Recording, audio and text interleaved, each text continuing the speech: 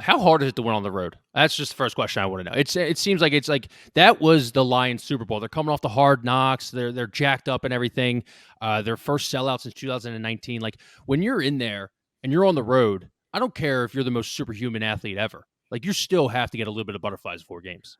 Well, this is what I was talking to my wife Sydney about last night. It's not so much the butterflies before games because it's kind of fun going in that environment. It gives you some juice and some adrenaline that maybe at home you're going to get, but especially during COVID, it was really hard because you're like no juice, no energy, no adrenaline. That was really tough. The COVID 2020 year, last year, obviously fans are back, but it's not so much the juice; it's during the game. I don't think fans understand that when you play, especially it affects the tight end position. We're the farthest person from the football on the road. You cannot go into cadence.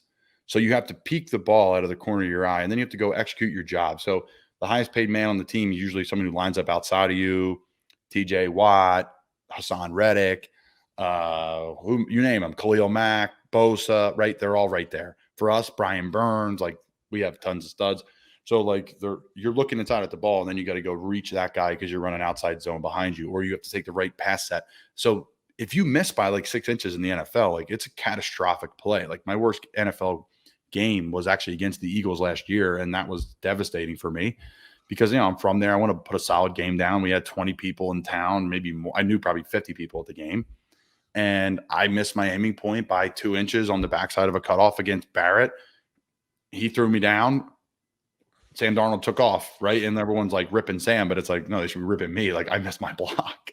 So yeah, that's the effect of the road is on the offense to function as an offensive line group. Usually you can communicate here, the protection goes here. Hey, we're working this double team there. It nullifies that. And you can't do that. And that is so hard because that's your advantage over the defenses. I know where I'm going and I know the snap count. Well, if you don't know the snap count and then you have to peek inside of the ball and you don't know where you're going, you lose some advantage. So that's why you see places like Seattle, these really tough places to play on the road, especially domes.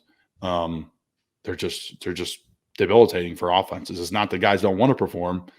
It's just it's a whole nother language you have to speak. The NFL probably, I think we'd say, has the most parity out of any league like in the world. It just is. I mean, you don't find it's funny because like Peg and I both watch college football, right? And like you're looking at, say you're like just looking at DraftKings on a Saturday or something. You see like 30-point spreads, 35-point spread, all this crazy stuff, You just go back and look at it in the NFL and like it's ultra rare for any team to ever have like a double-digit spread or anything like that. You looked at all the ups. I mean, you look at like 2020 Colts and Texans. You look at my guy Geno Smith looking like like a throwback from 10 years ago last night. So it just I think that's what people got to realize is like, and Eagles fans talking about the Lions having not been a great franchise over the years. I mean, that's a good football team, though. We don't know what they were going to be. That's a good football team. Obviously, we've got to see a little bit of hard knocks, right? But I mean, they played well. Like the bottom line is like they have good players too. They have a good quarterback too.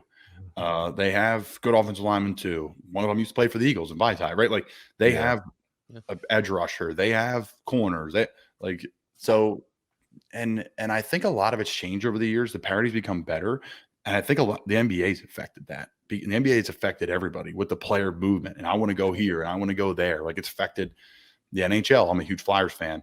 Like it's affected. It's affected the NFL. You see guys making these massive trades, Russell Wilson type trades, Tyreek Hill type trades, like Baker Mayfield type trades. Yeah, like Sam Darnold was a trade, right? Like it's rolling. Like there's no like, well, we're going to build for the future. It's like, no, we're going to rebuild and go as we move. I think like even like for us in Carolina, I think we were 0-7 in like 4-point games last year.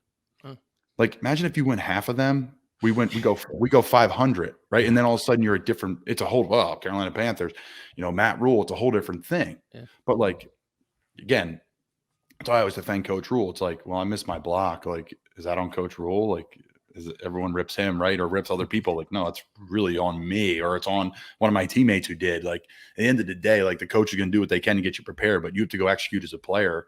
But I digress. I want to go down that rabbit hole, but that's my point of like, every game comes down to a really close game, and if you can execute in those situations at the end of the game, you're going to win a lot of games.